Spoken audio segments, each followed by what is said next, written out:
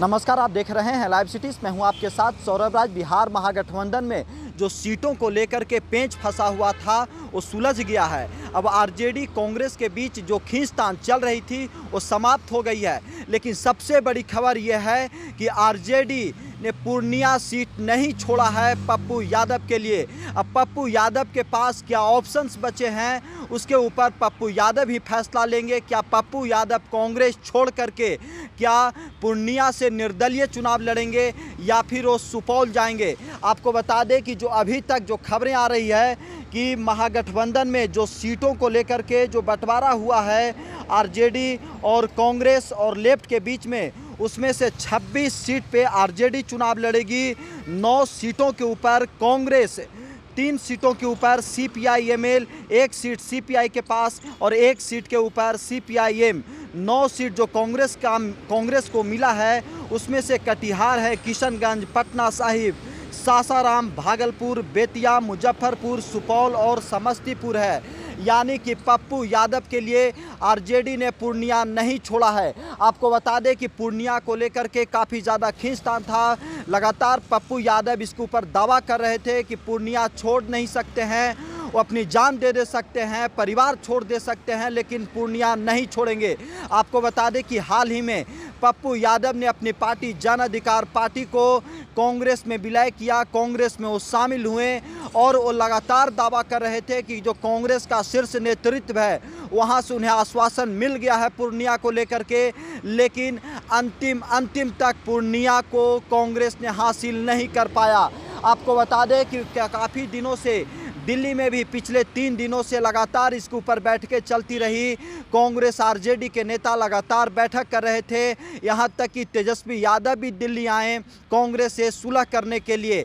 लेकिन जिस तरीके से प्रदेश अध्यक्ष, कांग्रेस के प्रदेश अध्यक्ष अखिलेश प्रसाद सिंह भी लगे हुए थे इस बैठक में उनकी भी लगातार वहां पे सहभागिता देखने को मिल रही थी। कांग्रेस के शीर्ष नेतृत्व बिहार को लेकर के काफ़ी ज़्यादा चिंतन मनन कर रहा था, लेकिन पूर्णिया सीट कांग्रेस के हाथ में नहीं आया। अब पप्पू यादव के लिए काफ़ी ज़्यादा संकट पैदा हो गया है कि क्या पप्पू यादव कांग्रेस के सिंबल पे सुपौल चुनाव लड़ेंगे या फिर वो निर्दलीय पूर्णिया से चुनाव लड़ने के लिए जा रहे हैं। आपको बता दें कि पूर्णिया से आरजेडी ने बीमा भारती को चुनावी मैदान में उतार दी है और हाल ही में बीमा भारती जेडीयू छोड़ करके आरजेडी में शामिल हुई। आपको बता दें कि बीमा भारती जेडीयू के विधायक रही हैं और बिहार सरकार में मंत्री भी रही हैं, लेकिन हाल ही में जो बिहार में सरकार गिरी, एनडीए की सरकार बनी, महागठबंधन की सरकार वहाँ पे पहले थी, उसके बाद बीमा भारती को लेकर के काफ़ी ज़्यादा खबरें चल रही थी कि बीमा भारती लगातार लालू यादव, तेजस्वी यादव के संपर्क में हैं। वहीं से बीमा भारती की नज़दीकियां लालू यादव, तेजस्वी यादव से ज़्यादा बढ़ गई और उसके बाद बीमा भारती को पूर्णिया से लालू यादव ने सिंबल दे करके भेज दिया। लेकिन लगातार पप्पू यादव इसके ऊपर सवाल भी खड़ा करते रहे, लालू यादव से वो रिक्वेस्ट करते रहे, लेकिन लालू यादव ने पूर्णिया सीट नहीं छोड़ा, वो बीमा भारती को दे दी। अब आपको बता दें कि जिस तरीके से कांग्रेस और आरजेडी के बीच में पिछले कई दिनों से जो खींचतान चल रहा था सोशल मीडिया पे, कई लोग ऐसे हैं जो लगातार आरजेडी के ऊपर सवाल उठा रहे थे। कांग्रेस के लोग यहाँ तक कह रहे थे कि हम लोग अकेले भी मैदान में जा सकते हैं, फ्रेंडली फाइट भी कर सकते हैं, लेकिन ये सब कुछ नहीं हुआ। बिहार में महागठबंधन एकजुट रहेगी, आरजेडी, कांग्रेस और जो लेफ्ट की 3 पार्टियां बिहार में हैं वो साथ में चुनाव लड़ेगी। 2024 लोकसभा चुनाव एक साथ ये लोग अब चुनावी मैदान में नजर आएंगे। आपको बता दें कि सीटों का बंटवारा नहीं हुआ, लेकिन उससे पहले ही आरजेडी कई जगह पे सिंबल भी बांट दी। औरंगाबाद, नवादा, जमुई जैसे जगहों पे आरजेडी ने अपने उम्मीदवार को भेज दिया था और अब कहा जा रहा है कि बहुत जल्द सीटों का अनाउंसमेंट हो जाएगा कि कौन सी पार्टी कहां से चुनाव लड़ेगी। लेकिन जो अभी तक जो खबर सामने निकल के आ रही है कि आज दिल्ली में भी कांग्रेस के शीर्ष नेतृत्व, यहाँ तक कि कांग्रेस के राष्ट्रीय अध्यक्ष मल्लिकार्जुन खड़गे के आवास पे करीब 2 घंटे तक बिहार को लेकर के चर्चा होती रही कि जो आरजेडी सीट दे रही है क्या उस पर मान लेना चाहिए या फिर कुछ और समीकरण बैठाना चाहिए। आपको बता दें कि कटिहार को लेकर के भी पेंच था। कटिहार से तारिक अनवर कई बार सांसद रहे। कटिहार से तारिक अनवर खुद एनसीपी के सिंबल पे भी कई बार चुनाव जीते और आज तारिक अनवर कांग्रेस में है, कांग्रेस के वरिष्ठ नेता हैं और पिछली बार भी 2019 में वो काफ़ी कम अंतर से वहाँ से चुनाव लड़े। उनको लेकर के कांग्रेस आलाकमान जो हाईकमान है वो काफ़ी ज़्यादा चिंतित थी कि कटिहार से तारिक अनवर अगर चुनाव नहीं लड़ते हैं तो उन्हें फिर कहाँ एडजस्ट किया जाएगा। तारिक अनवर भी कई बार बोल चुके हैं कि वो कटिहार को नहीं छोड़ेंगे। आपको बता दें कि आरजेडी अपने पूर्व राज्यसभा सांसद अशफाक करीम को कटिहार से चुनाव लड़ाना चाहती थी, लेकिन ऐन वक्त पे अंतिम समय में तारिक अनवर को वहां से कांग्रेस चुनाव लड़ाने के लिए एकदम अड़ गई और आरजेडी को मानना पड़ा। आपको बता दें कि यहां तक कि सासाराम भागलपुर सीट को लेकर के भी जो थोड़ी बहुत खींचतान थी उसके ऊपर सुलह हो गया है।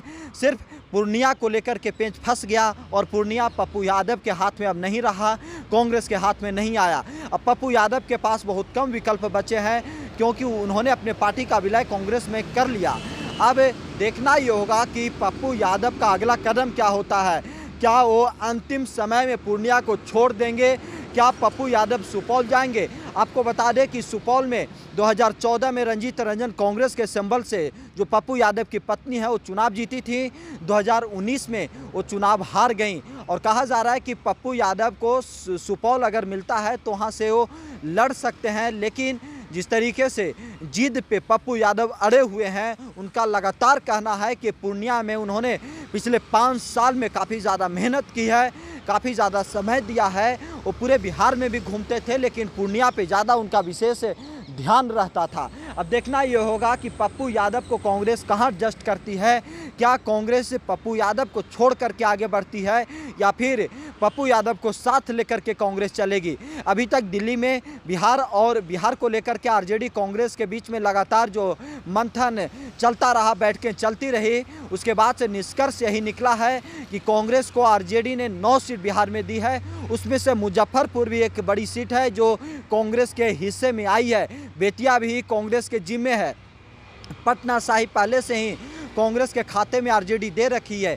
अब देखना ये होगा कि यहाँ पे कौन से उम्मीदवार चुनाव लड़ते हैं, क्योंकि चर्चा जोर शोर से है कि बेतिया या मुजफ्फरपुर से कांग्रेस के प्रदेश अध्यक्ष अखिलेश प्रसाद सिंह अपने बेटे आकाश सिंह को भी चुनाव लड़ा सकते हैं। लेकिन पूर्णिया पप्पू यादव के हाथ से तो निकल चुका है ऐसा लग रहा है, क्योंकि कांग्रेस के पास पूर्णिया नहीं है।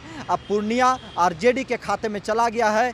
अभी वर्तमान में पूर्णिया से जेडीयू के सांसद संतोष कुशवाहा सिटिंग सांसद है, वो लगातार जो वहाँ से जीतते आ रहे हैं। अब देखना ये होगा कि पप्पू यादव क्या करते हैं। दिल्ली से सौरभ राय, लाइव सिटी।